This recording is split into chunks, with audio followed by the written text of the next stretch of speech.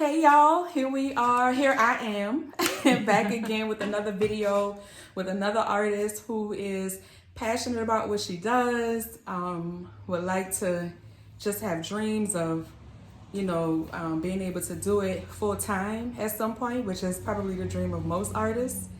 I know it's always been my dream. I've lived it for a little while, then kind of went back. But we're going to talk about that in just a second.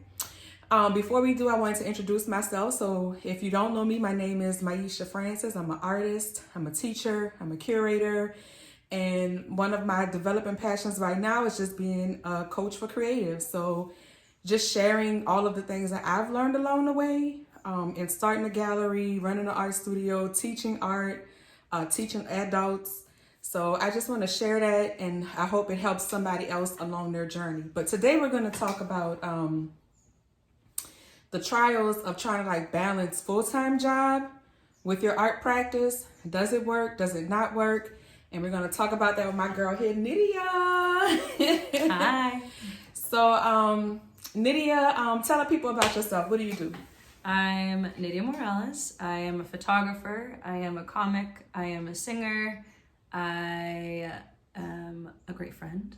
That's not a job, but I'm a teacher also. I taught art for 4 years for elementary kids, which was fun and great and a lot of work. Yeah. So we were talking earlier about the challenges, like how sometimes it's a challenge to teach a full-time job or, as an artist, and then to also do your practice, work on your craft, work on the things that are important to you. So how did that affect you throughout your journey of teaching? Honestly, I didn't have time for my practice. I've been teaching for 4 years, and within the first year I had to cancel my website domain because I just wasn't making up for that cost, and there just wasn't a lot of time. I was getting depleted because it's so tasking to teach full time. So by the time I got home at the end of the day, and being in grad school at the same time, I just didn't have the mental bandwidth, the emotional bandwidth to invest in myself and pursue my craft in music, photography, comedy. So did you feel like you just didn't have physical, energy, or was it, you did say that, physical and emotional energy? Yeah, and emotional just energy. Kind of depleted? Yeah. Teaching is such a endeavor. Yes. And it's so much work. It is so much work. People cannot imagine how much work teaching is. Especially with little kids. Little kids, it's even because you have classroom management, you have to be the supply manager. You got to keep up with all these projects, all these supplies, all these different behaviors, all these different classroom environments, all the different teachers. It's so much you have to do, and you practically know almost every child in the building, and they know you. Hey, art teacher. Yeah, well, that's the thing too. When you're an enrichment teacher, you're teaching way more kids than a normal math teacher that's doing 3 homerooms or 1 homeroom. Yep. So, and you are watching every little thing because anything can pop off in art class. You have to watch every little thing, every foot, every hand, every all the materials. It's a lot. It's a lot. And it really took away from, like I said, not just my physical energy, but my emotional bandwidth. Because you're a nurse, you're a mentor for kids, you're guiding them in every single way. So then you get home, you're like, what's left for me? Right. And then I'm as much as art is a therapy and cathartic too. It's also a very different headspace to be in, and emotional space to be in. Yes. You have to have some give for it. And if you've been taken, if all that's happening is take, and you're like, well, I don't have anything to give right now. So I was only emotionally available for mindless things like TV, which is not helpful for your craft. So right. And I thought about something the other day, that when we don't do what we're supposed to do, what we're created to do, it is very hard to share it and to teach it. We talked about that. If I can't paint or experiment or explore, it is very hard for me to come and pour in to students or whomever else if I haven't done my craft. Also, I feel like when I'm not being creative, I suffer. Oh, I don't know if you feel like that. Yes.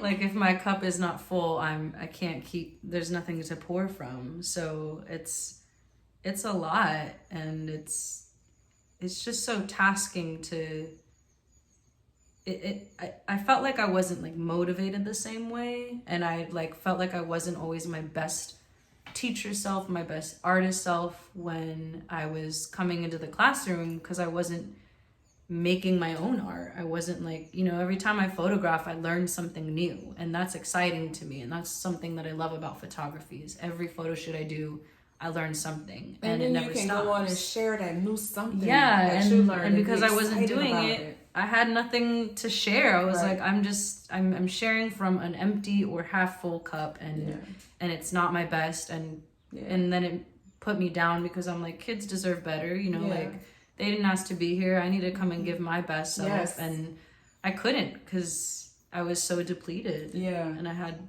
not as much to give that I could have given, And I don't know if other folks who are not artists understand this, but what artists need to recharge is time and space to do their craft. Mm-hmm. And then they will come in blazing. So let's just say an artist, this isn't an ideal world, right? An artist works 3 weeks out of a month, because on that 1 week, that's just their time to dig in. And then, man, those 3 weeks, they'll come in blazing, or something like that, right?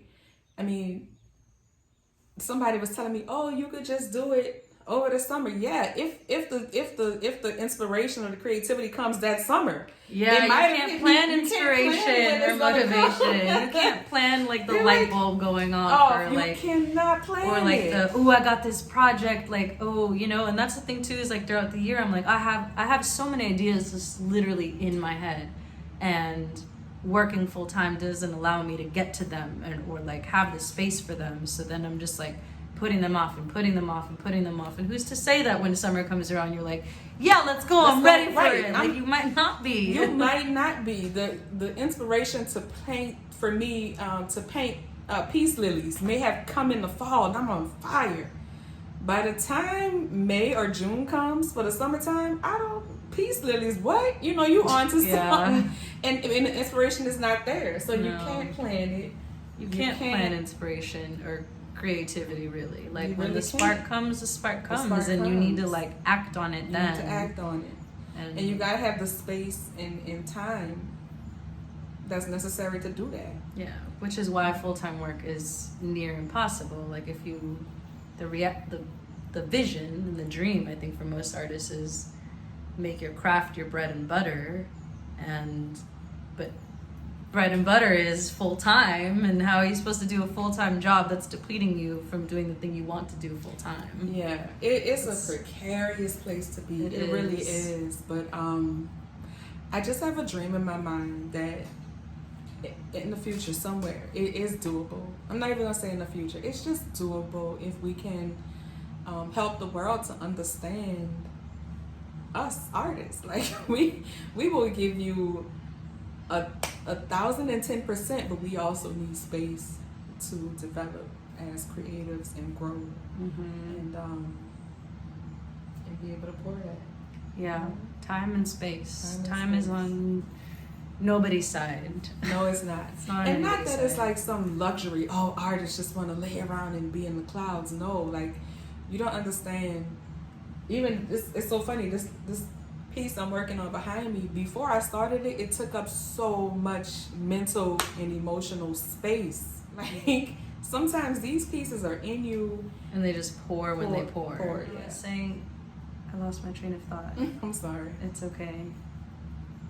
I don't know. People think that an artist is that it's like easy, but people forget that art is expression, and sometimes you are expressing something heavy or dark or tasking. Like yes, it feels good to do photo shoots and photograph and do art photography, but that doesn't mean I'm not tired after doing it. Like you're pouring from yourself, because you're expressing yourself, and on top of that, like you're sitting for hours painting, or I'm standing up and bending over in weird positions to photograph, and like people think it's easy, because they see like the pretty outcome or the artistic outcome that makes them feel away. And it's like, no, art is, yes, we love it and we need the space and time for it, but it doesn't mean it's a walk in the park. No, it's an expression, and that means you could be expressing many things. So. And it's people don't realize this, but it's very physical. Oh yes, it is very physical. I usually have to stretch after a photo shoot. Yes, for sure. And some people say, oh, you could do a mural, the kids will help you. Trust me, even with help, murals are hard because you're up, you're down, you're crunching, you have to organize. You gotta step back. You gotta step back, forward, back down, back up. Oh man, it's a tough job. But it's fun, but it's a tough job. Yeah. So, like, it's not easy. It's not. And I would even think for writers, even though they are sitting, it can be even more tumultuous because you have to become all these different characters and put them into a book or a manuscript, and you have to get all of that out, all those different characters and emotions. So all those things they make us feel, they were already feeling it. I can only imagine how a writer must feel. Yeah.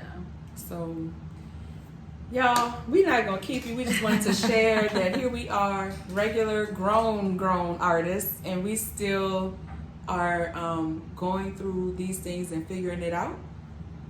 Not that it's not impossible, because we both have lived as full-time artists. And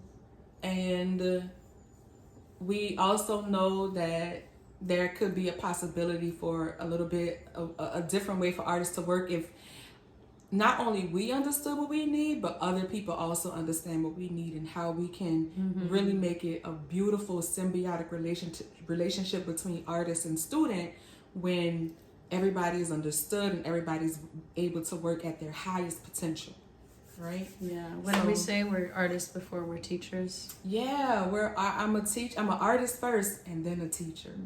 So as much as I love teaching, I love my students. I love my students, y'all. I'm an artist first. Me too. I love seeing them blossom and learn something new and getting that aha moment. But I'm an artist first, and I wouldn't be able to give that to them if I couldn't give it to yourself. That part. All right, y'all. So that's it. You have anything else you want to share with the people before we go? Thanks for listening. So that's it, y'all. If you enjoyed this video, you liked it, please subscribe, share, tell somebody about it. I'm definitely growing this YouTube channel to help other artists and creatives figure it out. I want to be who I needed when I started on my journey, when no one was talking and giving me any advice of any kind. So keep your head up. You can do this. Creatively yours, Myesha. Bye, y'all.